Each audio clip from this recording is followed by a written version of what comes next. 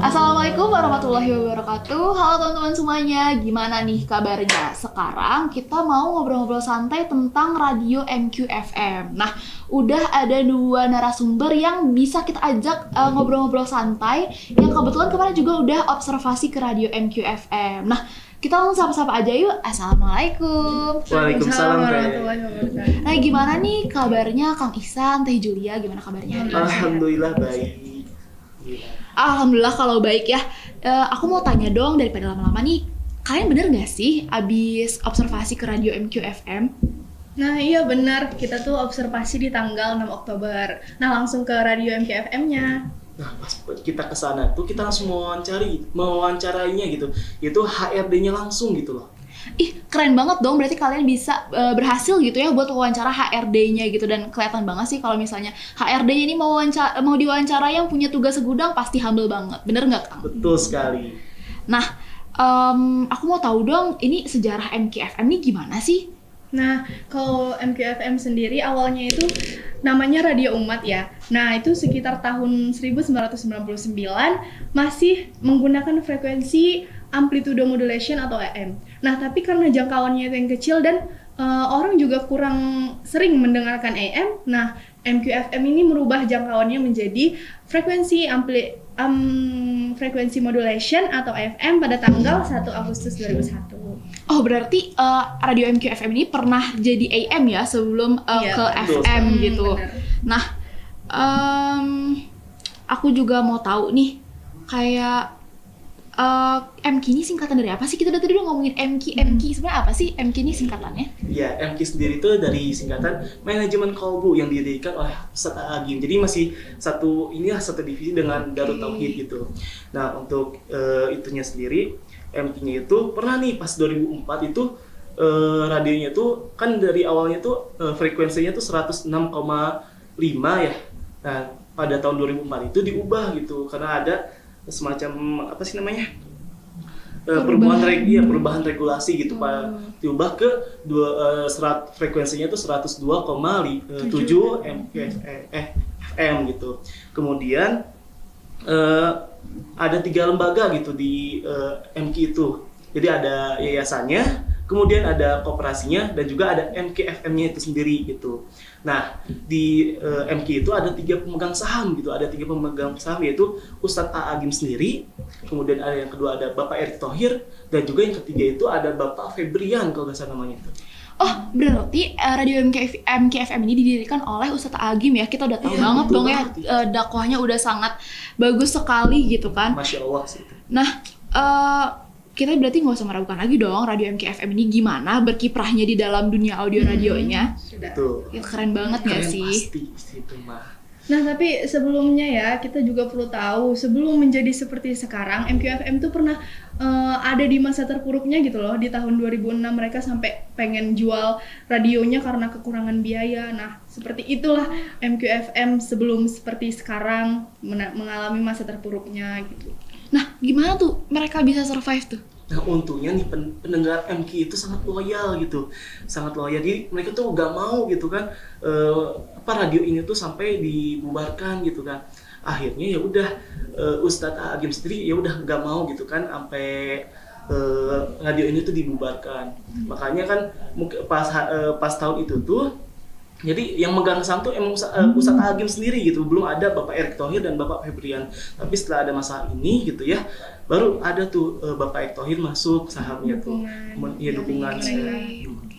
Kemudian ada fakta menarik juga nih. Jadi pas waktu Ustadz Agim gitu ya, menanyakan kepada pendengar ada gak nih yang mau membeli gitu ya perusahaan ini gitu kan, radio ini, tapi belum ada gitu. Tapi alhamdulillahnya Ustadz Agim yang mempertahankan lah gitu ya radio ini agar terus didengar oleh masyarakat Bandung Raya ini gitu.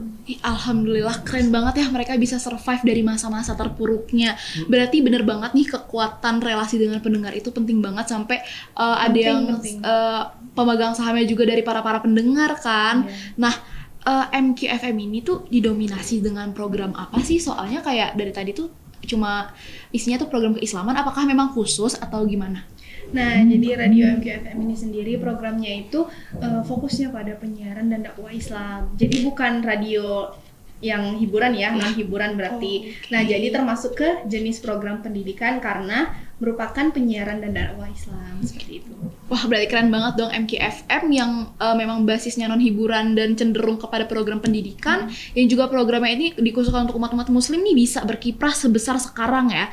Dan oh ya, jadwal programnya ini apa aja sih? Mungkin teman-teman di rumah mau dengar juga gitu. Nah, jadwalnya sendiri dimulai dari jam 4 pagi gitu sampai dengan jam 11 malam. Nah, diawali dengan program manajemen kolbu pagi dan diakhiri dengan program inspirasi malam gitu. Setelah inspirasi malam, baru MQ ini menyetel kayak murotal gitu.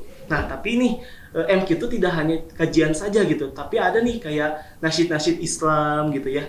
Terus ada murotal juga kan tadi sudah disebutkan itu. Tapi tidak hanya itu terus gitu, tapi dulu tuh nih ada dulu tuh pas masih zamannya yang sebelum MQ itu didirikan gitu ya pada tahun 1999 tuh masih mereka tuh menyetel tuh murotal terus gitu tanpa adanya nasyid gitu. Tapi setelah ada kebijakan dari pemerintah harus ada hiburannya sedikit gitu, maka ya MQ itu menyetel gitu ya, menyetel lagu nasyid seperti itu. Nah, kita juga perlu tahu ya Teh, program-program apa aja sih yang ada di MQFM yang menarik ini. Boleh. Tapi sebelum itu izinkan saya untuk membacakan program-program MQFM ini karena lumayan banyak ya Teh.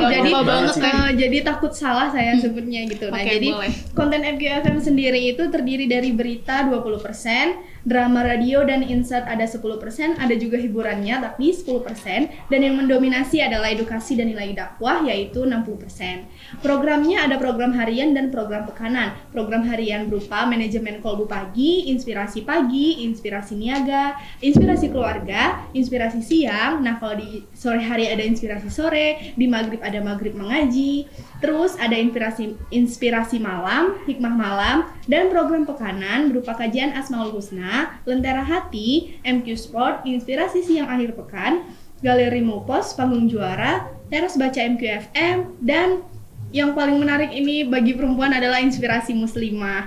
Nah, program unggulan dari MQFM ini apa sih? Ada manajemen kolbu pagi dan inspirasi pagi yang mendominasi dan menjadi unggulan gitu di radio MQFM ini. Wah, keren banget berarti ini MQFM nih. Saya udah berapa kali nih ngomong karena memang sekeren itu gitu ya.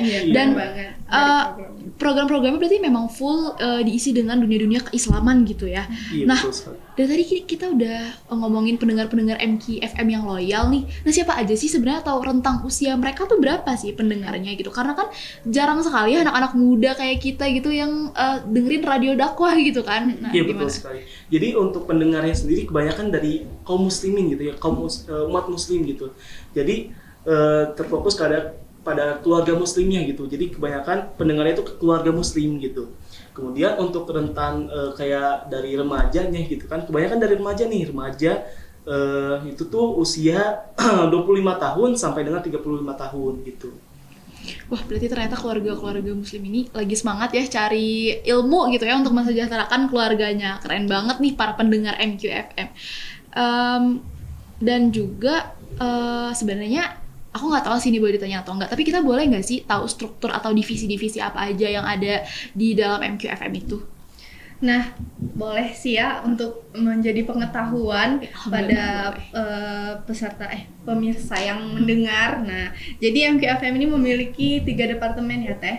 Ada HRD bagian administrasi dan keuangan, ada divisi program yaitu terdiri dari reporter, operator, penyiar, produksi atau VO, dan yang terakhir ada divisi marketing. Terlihat sederhana ya Teh MQFM ini, walaupun kita ngelihatnya itu keren tapi ternyata masih strukturnya itu masih cukup sederhana gitu. Ih, iya banget. Aku juga kaget loh pas teteh sebutin, ternyata sangat-sangat sederhana dan nggak kompleks gitu strukturnya. Nah, MKFM ini dengan strukturnya yang sangat sederhana kan bisa berkiprah dan berlayar cukup lama gitu ya, dari tahun 1900-an sampai sekarang. Nah, mereka nih memang cuma radio on air aja atau mereka sewa studio nggak sih? Soalnya banyak banget tuh radio-radio juga yang menyewakan studionya gitu untuk mendapatkan income lebih. Iya sih, kalau untuk sekarang gitu ya, bukan hanya on air gitu, tapi juga sekarang udah merambah itu radio MKFM tuh ke digitalnya, kayak seperti streaming, kemudian ada Instagramnya, YouTube gitu kan, bisa dicek juga gitu kan, MKFM tulis aja gitu, pasti keluar gitu dari Instagram dan juga YouTube-nya. Kemudian pemasukan MKFM tuh bukan dari penyewaan perekaman suara saja gitu kan, tapi ada juga sponsor-sponsor, kemudian ada iklan, kemudian mereka juga menjual rekaman suara dalam bentuk audiobook gitu. Iya. Berarti income lain selain yang on air itu ada yang tadi ya, yang tadi Kang Ihsan sebutin gitu. Tapi ada fakta menarik nih, jadi mereka tuh ketika iklan datang, tapi mereka tuh harus mensortir dulu gitu, jadi tidak harus memilih dulu, jadi yang bisa masuk ke MK-nya itu. Jadi kan nggak mungkin nih kayak MKFM mengiklankan rokok atau alkohol, itu nggak mungkin sekali gitu ya Teh ya. Karena kan sebuah hal buruk gitu kan. Bukan pasarnya begitu ya. Dilakukan juga untuk menjaga keberkahan Iya, yang ada di radio ini, ya kan dakwah penyiaran Islam gitu ya, betul. pasti menjunjung tinggi keberkahan yang ada dalamnya. Ya, betul, berarti sangat selektif juga ya untuk menjaga keberkahan MKFM dan tentunya pendengarnya. Betul sekali. Nah, meskipun radionya dakwahnya Islami nih, tapi mereka keren banget karena tetap punya pendengar yang loyalitasnya tuh oke banget dan pokoknya luar biasa banget deh. Nah, gimana nih kalau misalnya teman-teman yang lain mau dengerin on air-nya, apakah dia bisa ada di seluruh Indonesia ataukah cuma di beberapa wilayah aja nih? Nah, kalau jangkauan suaranya on air dari MK sendiri mencakup Bandung Raya, tapi jalur frekuensinya itu dari Sumedang, Cipanas, Cianjur, perbatasan Sukabumi, Cianjur, Tangkuban Perahu, Pengalengan, dan lain-lain. Dan juga jangkauan streamingnya itu udah sampai ke seluruh dunia loh Teh, karena streaming gitu ya, bukan Bahkan on ada nih air-nya. Teh, cuma gitu ya. Jadi ada nih dari Jepang, terus dari Vietnam, jadi mendengarkan gitu secara langsung dengan kayak berinteraksi langsung gitu. Mereka tuh nanya tentang persoalan mereka gitu dari luar negeri gitu loh. Jadi bukan hanya di Bandung saja ya Teh ya, tapi ada di luar negeri karena mereka MK ini streaming gitu ya, streaming. Berarti streamingnya udah sampai luar negeri juga ya Teh ya? Seluruh dunia juga bisa mendengarnya gitu. Jadi MKFM sendiri memperluas jangkauannya di beberapa daerah seperti Jogja, ada Subang, Riau gitu. Nah jadi lumayan lah ya bisa didengar dari luar pulau bahkan sampai ke Luar negara negeri. yang lain. Iya, betul sekali. Oke, jadi kalau untuk on air-nya berarti memang tok aja ya di Bandung Raya, tapi kalau untuk streamingnya kita bisa sampai ke luar negeri juga. Keren banget MQFM sekali lagi.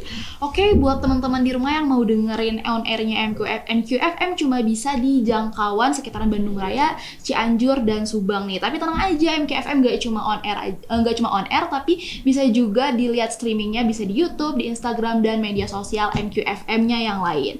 Oke, alhamdulillah kita udah tahu banyak nih tentang MQFM. Sekali lagi terima kasih kepada Kang Ihsan dan Teh Julia yang udah Sama-sama, Teh. mau datang ke sini gitu ya untuk ngobrol-ngobrol sama kita, bagi-bagi ilmu gitu ya untuk teman-teman yang di rumah. Oke, semuanya sampai jumpa. Wassalamualaikum warahmatullahi wabarakatuh. Waalaikumsalam warahmatullahi wabarakatuh.